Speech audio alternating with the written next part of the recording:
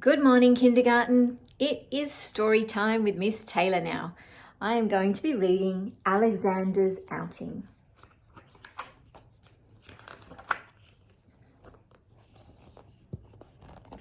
Alexander lived with his mother and his 4 brothers and sisters in the most beautiful place in the whole of Sydney, but Alexander's mother was bored.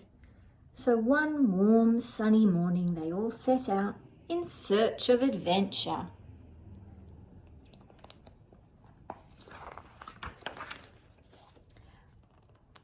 Past the bottle tree, through the iron gates, and along Art Gallery Road. "Stay close, take care," quacked Alexander's mother. But Alexander did not stay close, and Alexander did not take care. He straggled behind with his head in the air.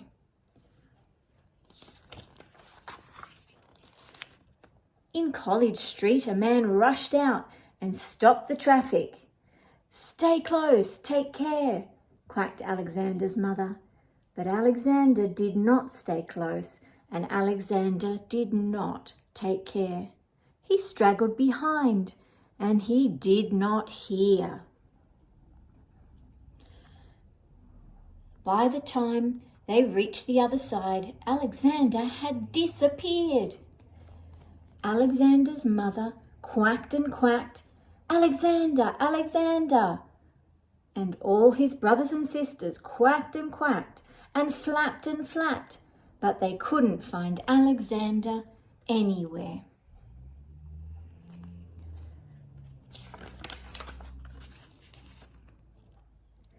When they stopped making such a din, they heard a faint and distant quack from deep down in the earth.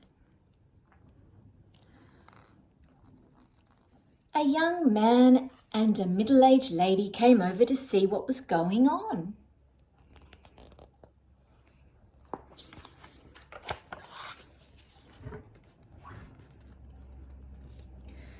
The young man tried to reach Alexander, but his long arms were not long enough. The middle-aged lady had an umbrella, so the young man tried again with his long arms and the umbrella, but they weren't long enough either.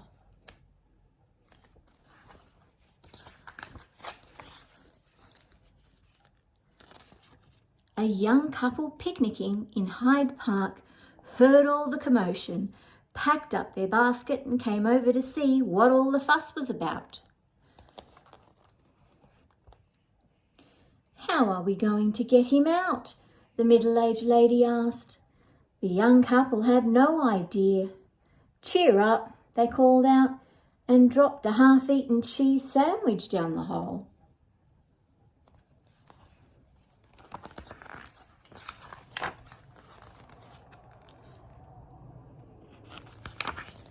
A policeman arrived. He knew exactly what to do. He lowered his whistle down the hole on the end of a long piece of string. "Here," he shouted, "grab hold of this."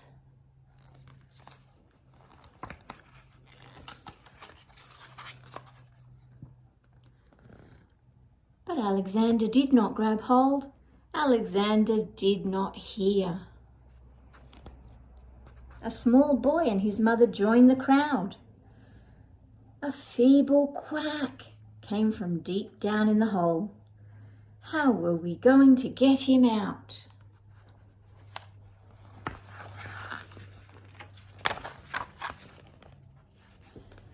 Then, before anyone could stop him, the small boy tipped his drink down the hole.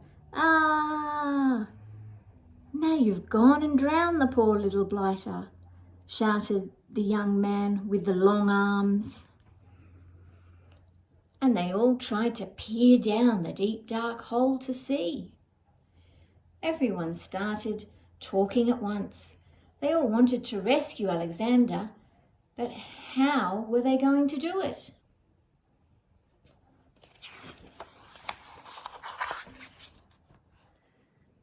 From their basket, the young picnickers handed out 2 cups 2 plastic bags and 2 lunch boxes and 1 thermos flask. The small boy still held his empty drink can. Then ducks and all, they pranced in one long snaky line to the Archibald fountain.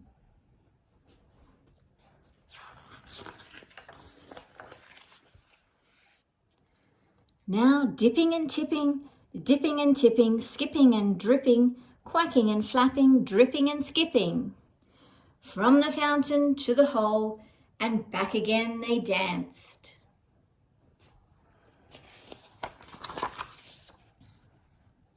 Slowly the water rose. Up and up and up until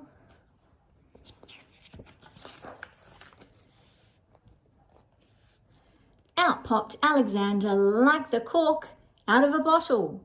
His mother flapped and quacked, and all his brothers and sisters flapped and quacked. Such joyful quacking, such happy flapping.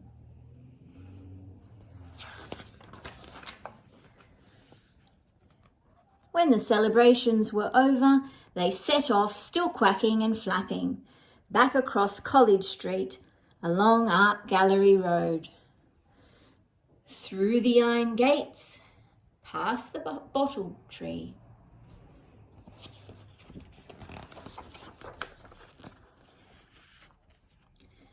And got safely home in time for tea. Quack, quack, quack.